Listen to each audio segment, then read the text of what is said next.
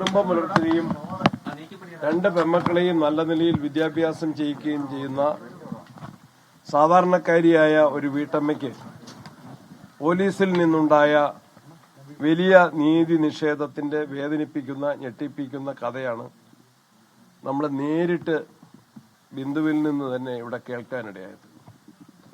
ഞാൻ തിരുവനന്തപുരത്ത് വന്ന ഉടനെ സഹപ്രവർത്തകരും മാധ്യമങ്ങളിൽ നിന്നും മനസ്സിലാക്കി ബിന്ദുവിന് നേരെ ഉണ്ടായിട്ടുള്ള കള്ളക്കേസ്, മോഷണക്കേസിൽ ബിന്ദുവിനെ തെറ്റായിട്ട് പ്രതിയാക്കി. ഞാൻ FIR വായിക്കുകയായിരുന്നു, പ്രതിസ്ഥാനത്ത് ചേർത്തു. ഇവിടെ വീട്ടിൽ വന്നു, പരിശോധന നടത്തി, ഒന്നും കിട്ടിയില്ല. ബിന്ദുവിനെ വനിതാ പോലീസ് ദേഹപരിശോധന നടത്തി, ഒന്നും കിട്ടിയില്ല, മാല ഉണ്ടായിരുന്നില്ല. പോലീസിൽ വിളിച്ച സമയത്ത് തന്നെ ബിന്ദു ഒറ്റയ്ക്ക് പോലീസ് സ്റ്റേഷനിലേക്ക് പോയി കാര്യങ്ങൾ തുറന്നു പറഞ്ഞു. വനിതാ പോലീസ് ദേഹപരിശോധന നടത്തി, ഒന്നും ലഭിച്ചില്ല, ഞാനൊന്നും ചെയ്തിട്ടില്ല എന്ന് ആവർത്തിച്ച് നിരപരാധിത്വം വ്യക്തമാക്കി. എന്നാൽ അവിടുത്തെ പോലീസ് ഉദ്യോഗസ്ഥന്മാരെ SI ചീത്ത വിളിച്ച വാക്കുകൾ അവർ പറയാൻ പ്രയാസമുണ്ടായി. നമ്മളാരും പറയാൻ നിർബന്ധിച്ചില്ല. വിദ്യാഭ്യാസം ചെയ്തുകൊണ്ടിരിക്കുന്ന 2 പെൺമക്കൾ, അവരെയും അവഹേളിക്കുന്ന രൂപത്തിൽ, ഭീഷണിപ്പെടുത്തുന്ന രൂപത്തിൽ ഈ കുടുംബത്തിനാകെ വലിയ പ്രയാസം. ആ മകളിപ്പോൾ പറഞ്ഞത് നമ്മൾ കേട്ടു. പോലീസിന് ഇതിന് വലിയ ഉത്തരവാദിത്വമുണ്ട്. ഇങ്ങനെ ഒരു കാര്യം വന്നാൽ ചെയ്യുന്നത് എന്താണ്? തിരുവനന്തപുരത്തുകാരിയാണ്, അതുകൊണ്ട് മുഖ്യമന്ത്രിയുടെ ഓഫീസിൽ നേരിട്ടെത്തി ഒരു പരാതി, വിശദമായൊരു പരാതി കൊടുത്തിട്ട് നടപടി ഉണ്ടായിട്ടില്ല. ഇപ്പോഴും ബിന്ദു പ്രതിയായിട്ടാണ് ആ FIR കോടതിയുടെ മുമ്പാകെ സമർപ്പിച്ചിട്ടുള്ളത്. അതിൽ ബിന്ദുവിന്റെ നിരപരാധിത്വം വ്യക്തമാക്കിക്കൊണ്ടുള്ള ഒരു ഫൈനൽ റിപ്പോർട്ട് പോലീസ് കൊടുത്തിട്ടില്ല. കൊടുക്കണം. DGPക്ക് പരാതി കൊടുത്തു. ഈ തെറ്റായിട്ടുള്ള രൂപത്തിൽ ഭീഷണിപ്പെടുത്തുകയും അസഭ്യം പറയുകയും അവഹേളിക്കുകയും മക്കളെ ഉൾപ്പെടെ കേസിലേക്ക് വലിച്ചഴക്കുകയും മക്കളെ കള്ളിയുടെ മക്കൾ എന്ന് പറഞ്ഞ് ആക്ഷേപിക്കുകയും ഭർത്താവിനും മക്കൾക്കെല്ലാം വലിയ മാനസിക പീഡനം ഉണ്ടാക്കുകയും ചെയ്ത ബിന്ദുവിന് ഭക്ഷണം പോലും കിട്ടിയിട്ടില്ല. അങ്ങനെയുള്ള സാഹചര്യത്തിൽ ബന്ധപ്പെട്ട ഉദ്യോഗസ്ഥന്മാർക്കെതിരെ അവരെ സസ്പെൻഡ് ചെയ്ത് അന്വേഷണം നടത്തണം.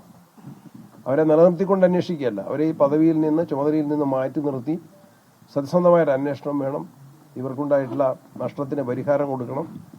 ഈ വിഷയത്തിൽ കേരളത്തിലെ കോൺഗ്രസ് നേതൃത്വവും ഐക്യജനാധിപത്യ മുന്നണിയും പൂർണ്ണമായിട്ടുള്ള പിന്തുണ ബിന്ദുവിന് കൊടുക്കുകയാണ്. നീതിക്ക് വേണ്ടി ഞങ്ങൾ അഭ്യർത്ഥിക്കുകയാണ്. ഞാൻ മുഖ്യമന്ത്രിയോട് ആവശ്യപ്പെടുന്നു, അദ്ദേഹത്തിന്റെ വകുപ്പിൽ നടന്നിട്ടുള്ള ഈ അന്യായം, ഈ അനീതി അദ്ദേഹത്തിന്റെ ശ്രദ്ധയിൽപ്പെടുത്തിയിട്ടും പരിഹാരമുണ്ടായില്ല എന്നത് പ്രതിഷേധാർഹമാണ്. സർക്കാരിന്റെ 4ാം വാർഷികത്തിലേക്ക് കടക്കുമ്പോൾ വേദനിപ്പിക്കുന്ന, ഞെട്ടിപ്പിക്കുന്ന കഥകളാണ്, സംഭവങ്ങളാണ് ആഭ്യന്തര വകുപ്പിൽ നിന്ന് ആവർത്തിച്ചുണ്ടായിക്കൊണ്ടിരിക്കുന്നത്. അതിലുള്ള ബിന്ദുവിന്റെയും മക്കളുടെയും ഭർത്താവിന്റെയും എല്ലാം വേദനയിൽ ഞങ്ങളും പങ്കുചേരുകയാണ്.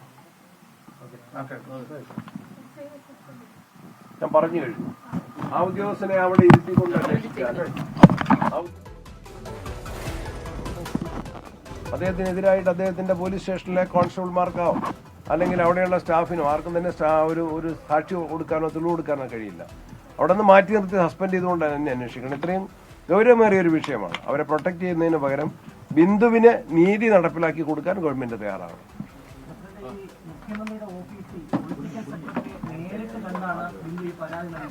അവിടെ നിന്ന് പോലും പോലീസ് സ്റ്റേഷനിൽ നിന്ന് ലഭിച്ച അതേ ഒരു ക്രൂരതയാണ് ശശിയുടെ ഭാഗത്തു നിന്നുണ്ടായതാണ്. ക്രൂരത എന്ന് ഞാൻ പറയുന്നില്ല, അനാസ്ഥയാണ്. അദ്ദേഹത്തിന്റെ ചുമതലകളിലുള്ള വലിയ വീഴ്ചയാണ്. പൊളിറ്റിക്കൽ സെക്രട്ടറി ഇത് പരിശോധിക്കണം. ഈ പരാതി വന്ന് വായിച്ചു നോക്കാൻ തയ്യാറാണ്.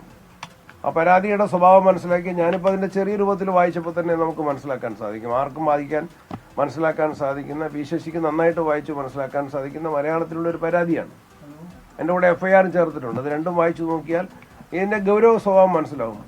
ഒരു വീട്ടുജോലിക്ക് നിൽക്കുന്ന, അങ്ങനെ ചെയ്ത് ജീവിക്കുന്ന ഒരു വ്യക്തി അങ്ങനെ ഒരു പരാതിയുമായിട്ട് പോകണമെങ്കിൽ പ്രതിസ്ഥാനത്ത് നിൽക്കുകയാണ് Bindu. As per FIR she's an accused. പ്രതിസ്ഥാനത്ത് നിൽക്കുകയാണ്.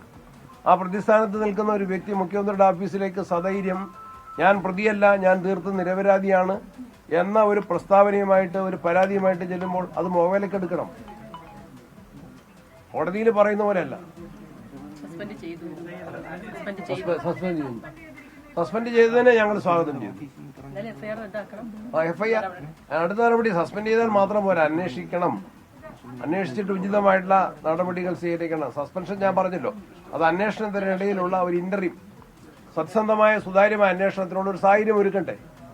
നഷ്ടപരിഹാരം കൊടുക്കണം, ബിന്ദുവിന് നഷ്ടപരിഹാരം കൊടുക്കണം, കുട്ടികളുടെ വിദ്യാഭ്യാസത്തിന് സാഹചര്യം ഒരുക്കണം. ഇവിടെ ആവശ്യപ്പെടുകയാണ്. ബിന്ദുവിൻ്റെ മനസ്സിൻ്റെ വേദനയിൽ, കുടുംബത്തിൻ്റെ വേദനയിൽ, മക്കളുടെ കണ്ണീരിൽ ഈ സമൂഹം ഒന്നാകെ ചേരുകയാണ്. ഗവൺമെൻറ് അത് കാണണം. മുമ്പ് ജോലിക്ക് നിന്ന വീടുകളിൽ നിന്നൊന്നും ഒരു പരാതി ഉണ്ടായിട്ടില്ല അവരെക്കുറിച്ച്. മുമ്പ് എത്രയോ വീടുകളിൽ അവർ ജോലിക്ക് നിന്ന ആ വീടുകളിൽ നിന്നൊന്നും ഇതുവരെ ഒരു പരാതിയും ബിന്ദുവിനെ കുറിച്ച് ഉണ്ടായിട്ടില്ല. അതെങ്കിലും അന്വേഷിക്കണ്ടേ ഇപ്പോൾ?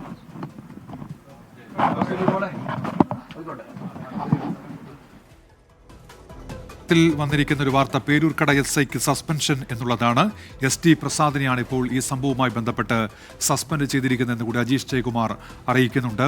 ഈ ബിന്ദു തനിക്ക് നേരിടേണ്ടി വന്ന ദുരനുഭവം സംബന്ധിച്ച് നേരത്തെ വ്യക്തമാക്കിയിരുന്നു. അതിന് തൊട്ടു പിന്നാലെയാണ് പേരൂർക്കട SIയെ ഇപ്പോൾ ആഭ്യന്തര വകുപ്പ് ഇടപെട്ട് സസ്പെൻഡ് ചെയ്തിരിക്കുന്നത്. SD പ്രസാദിനെയാണ് സസ്പെൻഡ് ചെയ്തിരിക്കുന്നത്. KPCC അധ്യക്ഷൻ ഉൾപ്പെടെ ഇപ്പോൾ ബിന്ദുവിന് വീട്ടിലെത്തി പിന്തുണ അറിയിച്ചിരിക്കുകയാണ് ഈ വിഷയവുമായി.